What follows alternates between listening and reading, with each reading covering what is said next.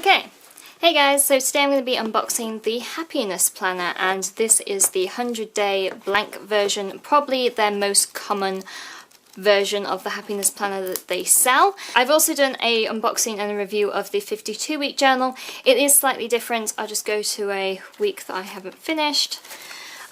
In the fact that it's basically a weekly view. So if you're wanting something that's purely weekly, then I suggest you go for the undated journal, and then the same style of review sheet on the back.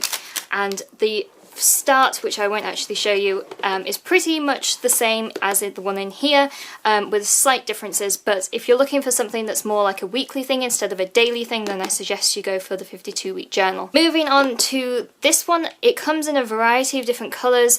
Now, I got the kind of bluey tealy shade. There's also a dark blue, a black, a purple, and the classic pink, which is the same colour as this. And so let's just quickly dive in, shall we? The first thing you'll note is the fact that it is a bound journal like this, so it might be slightly more difficult to write in just because I personally prefer spiral bounds, but let's just go into what we have.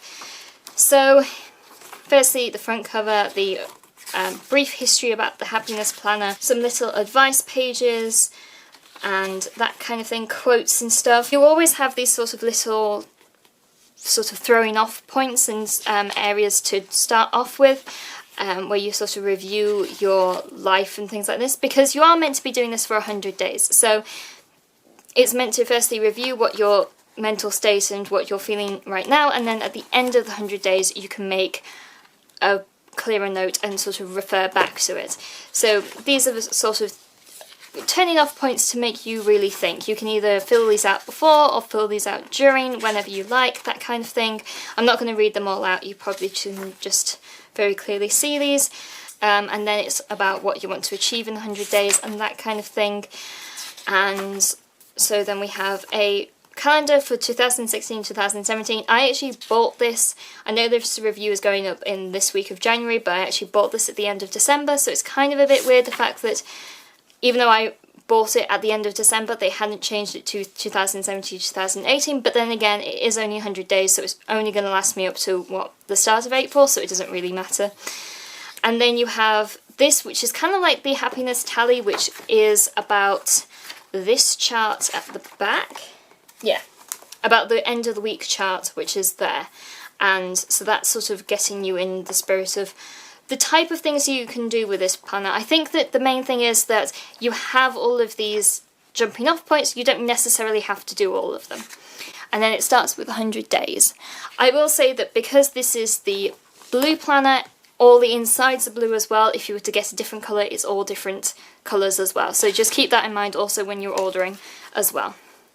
So at the start of the week, it has a week planner and just a general notes page, and then we dive into the daily spreads, which is possibly what I like about this the most, the fact that it says what I'm excited about today, exercises, main focus, meal, your schedule, then your to-do list, your notes bits, good things about today, what I hope for tomorrow. Sorry, I'm reading this upside down.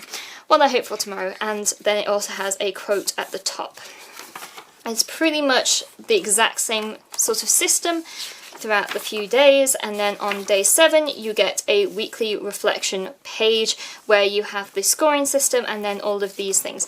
I will say that in the journal, which I was talking about, this is all the same, and then you basically just have, instead of a daily spread, you have only a weekly spread, and then by the end of it, when you've all filled it out, you get to then all the notes, the review and everything like this. So that's essentially the entire book. The majority of it is these daily spreads. I will say that the bulk of this is this, which is actually free to download on the Happiness Planner website. So if you're just intrigued about this section alone, just the daily spreads situation, potentially don't want to purchase this, then perhaps go onto their website, download the daily spreads, and then maybe pick up a bullet journal, because this was £20 plus shipping. It made it about £26. I did go for the more expensive shipping.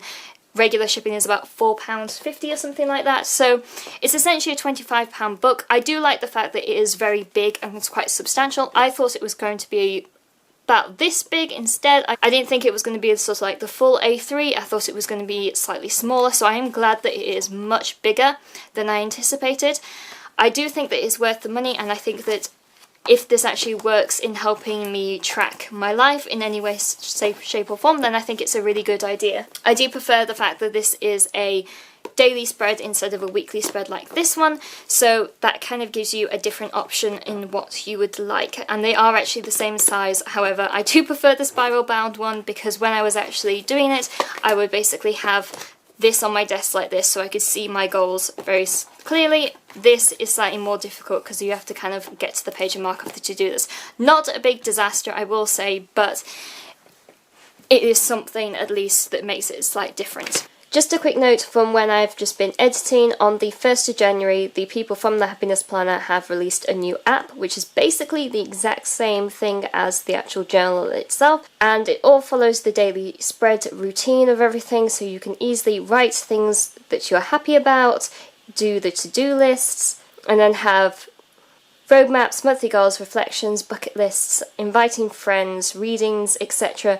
And you can just use that very freely instead of using the actual physical thing. So if you want something that's actually physically on your phone, then that's a different way of doing it. It is completely free on the iTunes store and just requires you to sign up for it, and then you can track everything there. I will be posting more about this planner probably on my blog and probably on my Instagram as well, as I'm sort of moving through the different spreads and things. So if you want to know how I'm doing with this, then just check back on those. I might do a full review after I've actually managed to go all the way through that afterwards, but this is just the general unboxing and sort of first impressions overview. And I hope you guys like this video, and I shall talk to you guys later. Bye!